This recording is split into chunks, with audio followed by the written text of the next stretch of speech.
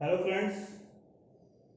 So in today's lecture we will talk about assignment problem. What is assignment problem? This is the part of operation search. So what is the meaning of assignment problem? This is a special type of linear programming problem in which the objective is to find the optimum allocation of a number of tasks, that is of a number of jobs, to an equal number of facilities, that is equal number of persons.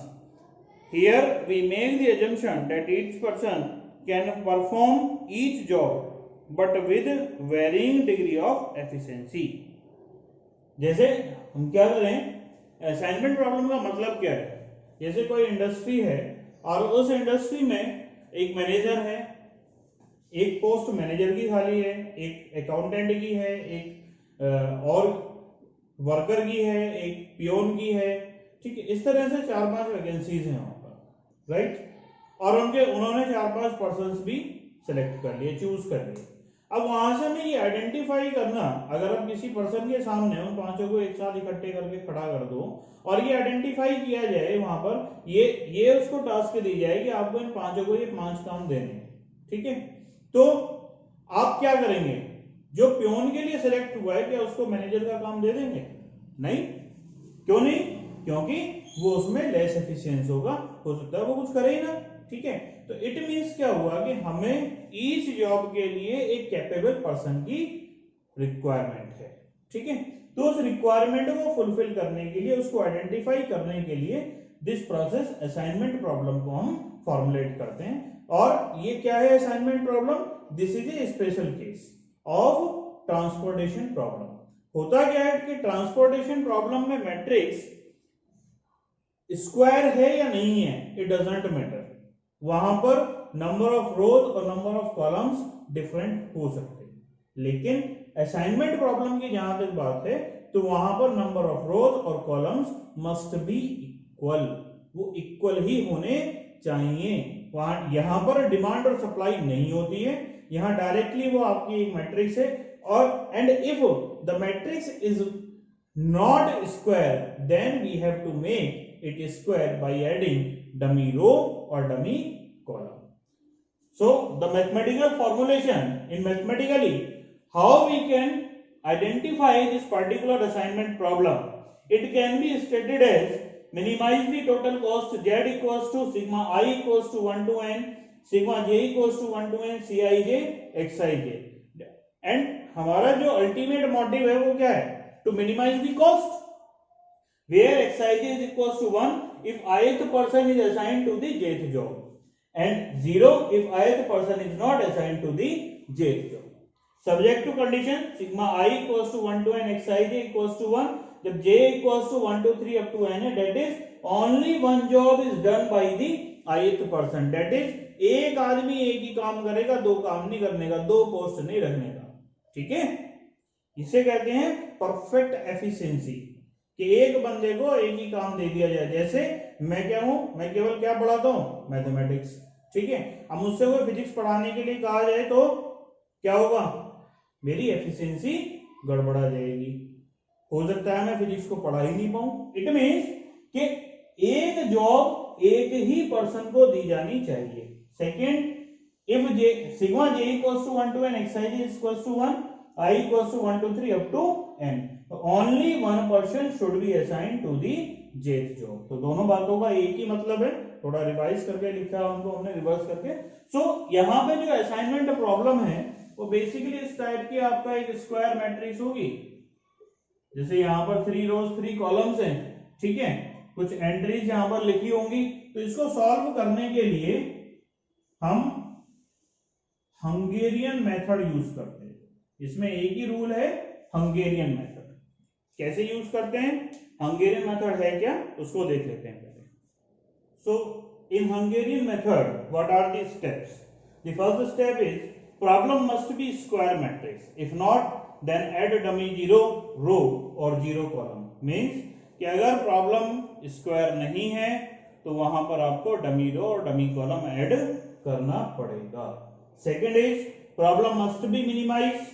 It means question में आपको given होगा कि problem profit की है या problem cost की है. If problem is of profit matrix, then you have to convert it into cost matrix. If the problem is of maximization, then we have to convert it into minimization by subtracting all elements from largest element, or simply multiply each element by -1. Then the matrix will convert into minimization problem. Then the next step is to minimize the row. How to minimize? Select the smallest element in each row, then subtract to all elements in corresponding row. Means each row से एक element को select कीजिए जो सबसे minimum हो, उसको सारे element से माइनस कर दीजिए उसी पर्टिकुलर रो के, तो वो क्या हो जाएगा, आपका रो मिनिमाइज हो जाएगी. Next step is to minimize the column.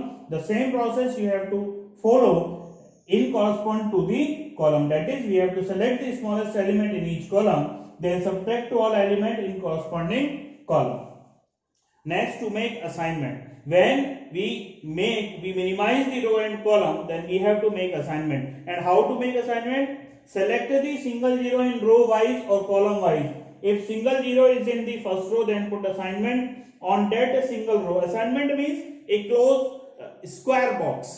That is क्या है कि यहां पर कि हमें सबसे पहले पूरी मैट्रिक्स में रो वाइज आइडेंटिफाई करना है कि किस रो में एक सिंगल जीरो आई है. जिस रो में सिंगल जीरो है उस जीरो को आपको असाइनमेंट पुट करना, डेट इज उस पर एक स्क्वायर बॉक्स आपको आइडेंटिफाई कर देना है, और उस कॉलम में, उस स्क्वायर बॉक्स वाले कॉलम में जितनी भी जीरोज आ रही हैं उन सबको हमें क्रॉस कर देना है. ठीक है, और यही प्रोसेस आपको पहले रो वाइज अप्लाई करना है, फिर इस प्रोसेस को हमें कॉलम वाइज अप्लाई करना है. और उसके बाद में क्या है कि ये प्रोसेस कब तक अप्लाई करना है कि जब तक कि आपके सारी रो और कॉलम में असाइनमेंट्स ना आ जाए. इफ कोई रो और कॉलम ऐसी बच जाती है जिसमें के असाइनमेंट नहीं आया है, तो तब आप यहां पर टिक रूल यूज करते हैं उसको रेक्टिफाई करने के लिए. ठीक है, कौन सा रूल यूज करेंगे हम? Tick rule.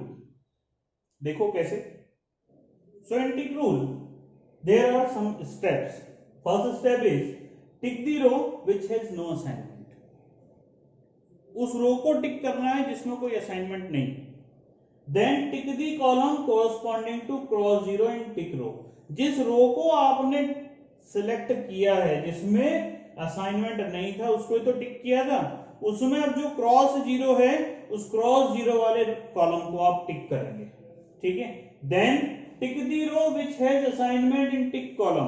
अब उस टिक कॉलम में कहीं ना कहीं असाइनमेंट होगा तो उस रो को भी आप टिक कर लेंगे, और अगेन फिर उस रो में आप सेलेक्ट करेंगे जहां पर क्रॉस जीरो है, एंड इस प्रोसेस को आप you have to continue this process. And if there is no cross zero in the tick row, then the method is completed. Then we have to draw the minimum number of line through untick row and tick column. This I have underlined because this is the most important step. Untick row and tick column which covered all zero. ऐसा क्यों कर रहे हैं हम? जिससे कि हमारी सारी जीरो कवर हो जाए. अगर कोई जीरो आपकी अनकवर्ड बचती है, it means you have made any mistake. Recheck it, then select the minimum element from uncovered element, then subtract to uncovered element. अब जो एलिमेंट बचे होंगे जो अनकवर्ड है उनमें से जो सबसे छोटा है उसको आप सेलेक्ट कर लीजिए. ऑब्वियस सी बात है कि वो जीरो नहीं होगा, नॉन जीरो एलिमेंट होगा. उससे क्या करेंगे आप, जो अनकवर्ड एलिमेंट हैं उनको तो सब्ट्रैक्ट कर दीजिए, उनसे तो इसको सब्ट्रैक्ट कर दीजिए. जो सिंगल कवर्ड हैं वो एज इट इज रह जाएंगे, और जो डबल कवर्ड हैं जिन पर दो लाइन आ रही हैं, हॉरिजॉन्टल भी और वर्टिकल भी, तो वहां से वो ऐड हो जाएगा. उनमें क्या होगा, you have to add them. Now after this process, after this tick rule, we get a new matrix again which contains some zeros and some non-zeros element.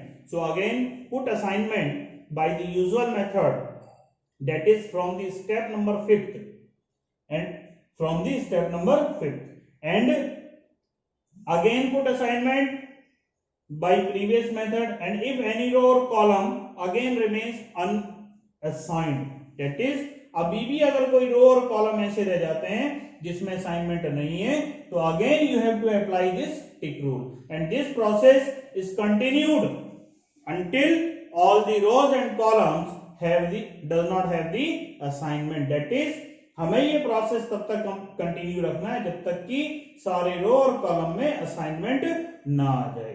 ठीक है, ये मेथड समझ में आया. And the problem based on this particular method, that is on the Hungarian method and TIG rule, will be discussed in the next lecture. Okay, if you like this lecture, then like, subscribe my channel and also share this video. Thank you.